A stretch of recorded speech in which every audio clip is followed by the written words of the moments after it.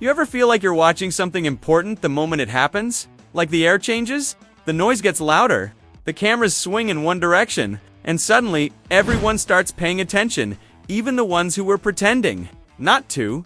That's what day 8 of Brown's training camp felt like. Except this time, the thing that changed everything wasn't a trade, or an injury, or a splashy headline.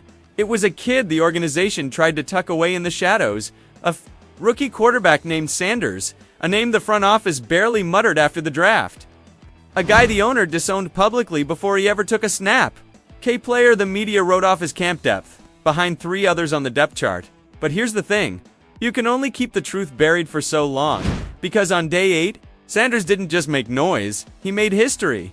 It started like any other camp day. Nothing special on the schedule.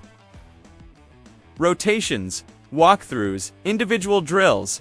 Then came the reps against the ones, the elite unit. The guys no rookie is supposed to challenge, and for the first time since camp started, they let Sanders touch the fire. Just a few plays, a so-called bone, a courtesy. But they messed up, because Sanders didn't just chew on the bone, he devoured the whole damn defense. He went 2 for 3 on his first series. 1 tight miss, 2 absolute darts.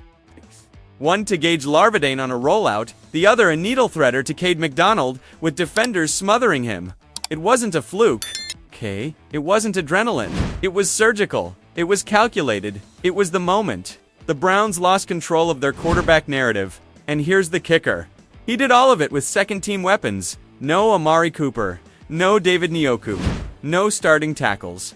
Just raw timing, talent, and toughness carved right into a Pro Bowl defense like he was meant to be there from the start, while the coaching staff was hoping to get a quiet test. What they got was a THUNDERCLAP. Sanders wasn't there to wait. His turn, he was there to take the job. Now flip the field. Let's talk about Dillon Gabriel, the guy Cleveland spent a 3rd-round pick on, the one they rolled the red carpet out for, the one they gave the top reps to from day 1. Gabriel had all the advantages. The starting offensive line, the best receivers, the most reps, the media backing, the coaching staff whispering his name behind closed doors. And what did he do on day 8? 3 plays, 3 misfires, 1 floated into the sideline, 1 skipped into the turf, 1 nearly picked off by a safety reading him like a book. His lone touchdown of the day. A check down to Larvadain, the same guy Sanders hit earlier, who turned nothing into something all on his own. Gabriel didn't lead that drive. He survived it, and still, nobody in the building blinked. If that had been Sanders throwing those ducks, you think the room would have stayed quiet? Of course not. They'd have buried him. They'd have slapped the WR convert label on him before he got to the locker room. But Gabriel? Crickets. Excuses. Kid gloves. This isn't competition anymore. This is protection. You can only lie to people for so long before they stop listening, and on day 8, the lie the Browns have been trying to feed fans all off-season finally started to fall apart. The lie that this is an open competition, the lie that rotations are being handled fairly, the lie that Sanders is just here to learn quietly, and maybe hold a clipboard in 2025. That narrative evaporated the moment the ball left his hand against the first-team defense, because that wasn't a developmental throw. That wasn't a safe check down. That was a statement. You could feel the sideline. Lean forward. You could see the body language change. Players watched closer. Coaches stopped mid-dash sentence. Veterans started nodding. Rookies looked over at each other. Even the defensive starters, the ones Sanders was carving up, knew they were watching something different. It's not just the accuracy, it's the presence. He walks in like he's already been there. Talks like he's been running huddles for a decade. Moves like a field general who doesn't need your permission to lead. And he does it all without flash. No yelling. No drama. Just quiet fire. Just results. That's what you want in a quarterback. And it's what Sanders brought to every single snap on day 8. So why isn't this story leading headlines? Why isn't ESPN talking about Sanders? What did they do about Gabriel? Why is NFL Network still pushing Joe Flacco as the vet mentor, like he's not getting cooked in every drill? Because Sanders wasn't part of the plan. He doesn't fit the script. He doesn't come with the brand hype, or the draft pedigree. He wasn't supposed to matter, and now that he's proving everyone wrong, they're scrambling. They're stalling. Because once they admit what's happening, once they say it out loud, they have to explain. How a fifth-rounder is embarrassing their hand-picked prospect. They have to answer why the best quarterback in camp is still buried behind an outdated depth chart, and they can't, so they stay quiet. Let's go back to the top. Remember when Jimmy Haslam just a few days ago sat in front of reporters and basically disavowed the Sanders pick? Said it was GM Andrew Barry's call, made it clear that he had nothing to do with it. That, quote, it's already haunting him. Because now that Sanders is lighting up the practice field, Haslam doesn't look smart. He looks small. He looks like a man so worried about being wrong that he's missing what might be the biggest gift his franchise has gotten in a decade, and fans, they noticed. Twitter is dragging that quote every hour. Browns Reddit has turned it into a meme. Instagram Reels are splicing it over clips of Sanders throwing lasers past starting corners. It's not just bad optics. It's a leadership failure. Players aren't dumb. They know who's got it. They know who moves the chains. They know who has their back. And right now, that guy is Sanders. You watch practice, you'll see it. The nods from O-linemen, the small talk after reps, the quiet respect from defenders who just got beat but still give him a pat on the helmet. That's not scripted. That's real. Gabriel may have the job on paper, but on the grass, on the dirt, in the heat of live reps, this team is already starting to follow Sanders. And once a locker room picks a leader, there's no turning back. You can't coach timing. You can't teach swagger. You can't fabricate presence. What Sanders has can't be replicated in a meeting room or manufactured with a PR campaign. It's organic. And it's explosive. He showed more in one series against the starters than Gabriel's shown in a week. With less help. With more pressure. With higher stakes. That's not potential. That's performance. Here's the truth. The Browns don't want to say out loud, the storm is coming. Every rep Sanders takes is louder than the last. Every time he hits a receiver in stride, the fans lean in closer. Every time Gabriel overthrows a slant, the silence gets heavier. Day 8 didn't just flip the script, it tore it up, lit it on fire, and handed Sanders the pen, and now the Browns are running out of ways to stall. I am here to say this. If you give Sanders the same weapons Gabriel has had, if you give him the same first-team reps, the same trust, the same spotlight, he's not just QB2, he's QB1. And no quote, no excuse, no politics can change that now. Let me take you back to day 8 of Browns training camp. Not day 1, not the official start, but the moment everything changed. I showed up that morning expecting a typical QB rotation. Some basic install plays, maybe a few flashes here and there, controlled reps, slow pacing, veterans doing veteran things. But by noon, I wasn't watching drills anymore. I was watching a shift, a momentum shift, a franchise shift. And it all centered around one name, Sanders. But let's not get ahead of ourselves. Let me walk you through it the way I lived at practice. Started off as expected. Every rep was sharp, calculated, professional. You could hear the pop in the pads, the urgency in every step. Quarterbacks were working in rhythm, routes were crisp. It looked like a team trying to build something. Then came Dillon Gabriel's turn in the rotation, and suddenly, the tempo cracked. It wasn't catastrophic, but it was jarring. His timing was off. Throws floated. One out route fluttered so badly you could hear an audible gasp from the bleachers. It wasn't horrendous, and maybe that's the problem. Because in the NFL, especially in a city like Cleveland, fighting for its football soul, not horrendous, just isn't good enough. You're either igniting belief or you're fading into silence. Gabriel, he looked like he was chasing the moment, not owning it. And that's when Sanders stepped in. Everything changed, not just because of who he is. Forget the last name for a second. Forget the media noise. Watch the way he moves. Watch how he takes the snap, reads the coverage, and fires with intent. There's no hesitation. There's no wasted motion. Just rhythm, control, swagger, purpose. He didn't walk into the spotlight. He became it. By the time team drills hit full stride, no one was talking about QB3 versus QB4.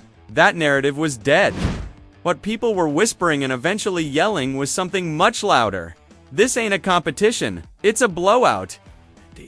And they weren't wrong. In red zone work, Sanders was cold-blooded. Touch throws, comebacks, corner fades, back shoulder lasers, everything on time. Every read made before the break, every defender reacting a second too late. Meanwhile, Gabriel, he opened camp with 3 straight mistakes, 1 sailed throw, 1 short hop, 1 that should have been intercepted if the safety had hands. And yeah, he made some decent plays later. But by then, the crowd was already checked out. You felt the disappointment ripple through the bleachers.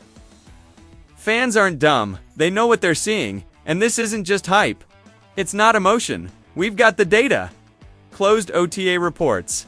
Sanders completed 77% of his passes, 9 touchdowns, 1 pick, and that was on a tipped ball. He wasn't just clean, he was clinical. Gabriel.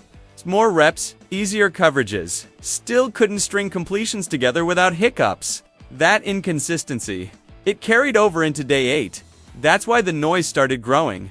Even local media, usually slow to stir the pot, started tweeting phrases like, Sanders, clearly more decisive and QB room feels imbalanced. But it was Victor Ford who said what everyone was thinking. He didn't mince words. Sanders deserves to win this job outright. Then came the gut punch.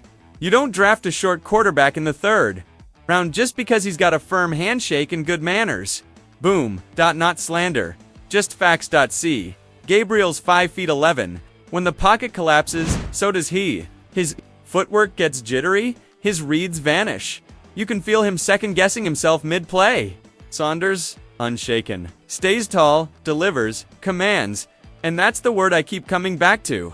Command. Gabriel gets protected by phrases like leadership qualities, high character, and upside. Sanders gets dissected like he's a veteran on his 4th contract. His throws are analyzed, his posture, his expression, his body language, but the tape doesn't lie. Sanders delivers. Gabriel hesitates. Sanders plays with conviction. Gabriel looks like he's trying to remember what the script says. In the NFL, reps are currency. And on day 8, Sanders made a deposit so loud it shook the building. And now we're entering dangerous territory. Because the tape is screaming one thing, and the depth chart is whispering something else. And everyone's noticing. The fans. They're not buying the narrative anymore. Not when they've seen it with their own eyes. Not when they saw Sanders outplay everyone at camp. They saw him sling missiles in walkthroughs while the crowd erupted in chants. QB1. QB1. You know who didn't get that? Not Flacco. Not Pickett. Certainly not Gabriel. And it didn't stop with the fans. Word from inside the locker room. The energy is shifting. Rookies want to warm up beside him. Second-year wideouts are asking for timing work. Veterans, the old heads, they're not saying much, but they're watching closely, intently, because they've seen it before. They've seen what happens when a real one shows up, and Sanders, he's showing up early, staying late, crushing reads, delivering dimes, and when he walks off the field, it's not to indifference, it's to a standing ovation. Meanwhile, Gabriel, he's just there, not imploding, but not igniting anything either. He looks like what he is. A rookie adjusting to the NFL's speed. Sanders, he looks like the future. And that right there, that's what terrifies the front office. Because when the locker room starts believing in somebody, when the fans start rallying behind him, when the media starts asking questions, you can't hide behind buzzwords anymore. Suddenly, depth charts feel like politics. Suddenly, reps start raising eyebrows. Suddenly, whispers become confrontations. Why isn't Sanders getting more run? What has Gabriel really shown? Are we giving the best player a real shot? That's the nightmare scenario for any coaching staff when your most talented quarterback is being treated like a project while your safer pick gets babied, but that's exactly how it looks. So now, the Browns have a decision to make. Keep pretending. This is part of some long-term developmental plan, or break the cycle. Embrace the obvious. Let the best man lead. And let's not kid ourselves, this didn't start in camp. This quarterback standoff, it started on draft night. Let me remind you, Sanders over 4,100 yards, 37 TDs, most sacked QB in Power 5 who never flinched. Dropped to the 5th round, Gabriel shorter, less tested, less productive, went 2 rounds earlier. Why? Ask around and they'll tell you about fit, system, mechanics. But if you've been around this league long enough, you know the truth. This wasn't about tape, it was about control. Sanders walked in with a brand, a platform, a vision, and to some front offices that wasn't confidence. It was insubordination. Gabriel. He was coachable, quiet, low risk, a yes sir guy. And in that moment Sanders got punished for being powerful. Gabriel got rewarded for being compliant, but football has a way of leveling the field. Fast forward to camp, and the truth is out. Sanders is outplaying, outletting, outcommanding, and yet Gabriel's still the one getting starter reps. Still pretending Sanders needs time? The numbers don't lie, the film doesn't lie, and the fans. They lie least of all. You want one more reason Sanders deserves the shot? He skipped the ESPs, let me say that again. While other rookies were chasing awards and endorsement deals, Sanders skipped the red carpet to organize a fundraiser for families affected by the Rainbow Terrace apartment fire. No press team, no camera crew, just Sanders. Handing out meals, donating his own money, uplifting a community he hasn't even officially played for yet. That's not PR, that's character, that's leadership. Ask the coaches. Ask the kids he fed. Ask the teammates who were there. They'll tell you the same thing. This isn't just a rookie. This is a franchise cornerstone. And every day the Browns delay that reality. They lose a little more of their credibility. Because this isn't about being patient anymore. It's about being honest. If Sanders keeps balling, and Gabriel keeps underwhelming, and the depth chart doesn't reflect that, and this organization isn't developing talent, it's ignoring it. And that's a mistake this franchise, after everything it's been through, can't afford to make again. Not when the answer is already on the field. Wearing number 12, stacking dimes, winning hearts, and rewriting Cleveland's quarterback story. One rep at a time. If you believe what I'm saying, if you see what we all saw on day 8, then let your voice be heard. Drop a comment. We ride with Sanders. Smash the like button. Subscribe to the channel. And get ready, because the Browns might still be hesitating, but the future, it's already here, and his name is Sanders.